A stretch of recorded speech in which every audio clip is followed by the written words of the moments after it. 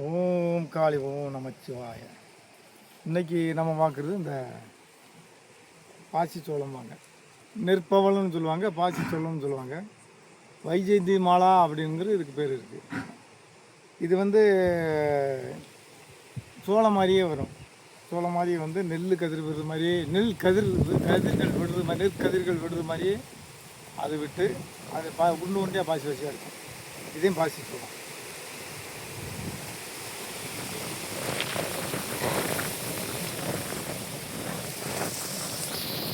விளைஞ்சோன்னு இந்த வெள்ளையாகிடும். விளைஞ்சு இந்த மாதிரி வெள்ளையாகி உழுந்துடும்.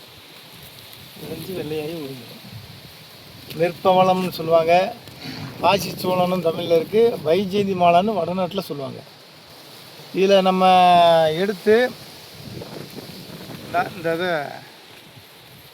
இந்த ஊசியாக இருக்கும், இதை பிச்சுட்டோம்னா பிச்சு இதில் ஓட்டை போட்டு இந்த தொலை போட்டோம்னா நூலில் வச்சு ஊசி போட்டு நம்ம கோர்த்து மாலையை அணிவிச்சுக்கலாம். இது கிருஷ்ண மாலையாக பயன்படுகிறது. கிருஷ்ணனுக்கு ஏற்ற மாலையாக இந்த மாலை சொல்கிறாங்க. இது நம்ம ஜெபத்துக்கும் தியானத்துக்கும் இந்த இதுகளை போட்டு இந்த மாலையில் போட்டு பண்ணும்போது நல்லாயிருக்கும். துளசி மாலை, உத்திராட்ச மாலை, ஒவ்வொரு மாலைக்கும் ஒவ்வொரு பலன் இருக்குது. அதுக்கேற்றபடி அனைத்து மாலையிலையும் தெய்வீக சக்தியை கொண்டது. துளசி மாலை, உத்திராட்ச மாலை, இந்த மாதிரி வைஜெயந்தி மாலை அப்படி நிறையா மாலைகள் இருக்குது. அதனால் ஒவ்வொன்றுக்கும் ஒவ்வொரு குணங்கள் இருக்குது. எல்லாமே தெய்வீக குணத்தை கொண்டது. இது நம்ம போட்டுக்கிட்டு நம்ம மாலையும் போட்டுக்கலாம். இது வீட்டில் வைக்கிறதே தெய்வீகமான ஒரு சக்தி. இதை வளர்த்து தூய்மையான இடத்துல, நன்மையான இடத்துல வளர்த்து இதை நம்ம அதிகப்படுத்தி அதை நம்ம அதுக்கானதில் நம்ம சேகரிச்சுக்கலாம்.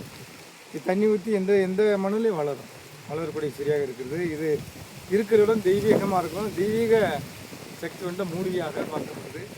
இந்த மாலையை நம்ம போட்டு தியானம் ஜெபம் பண்ணும்போது இன்னும் நல்லாயிருக்கும். இது வீட்டில் வளர்க்கலாம்.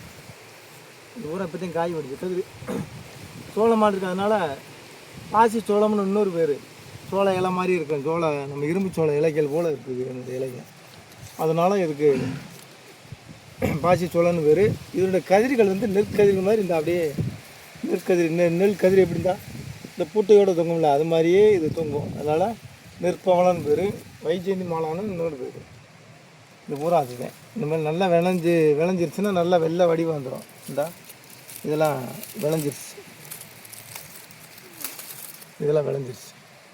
விளைஞ்சி இப்போ இருக்கிறத நம்ம சேகரிக்கணும்.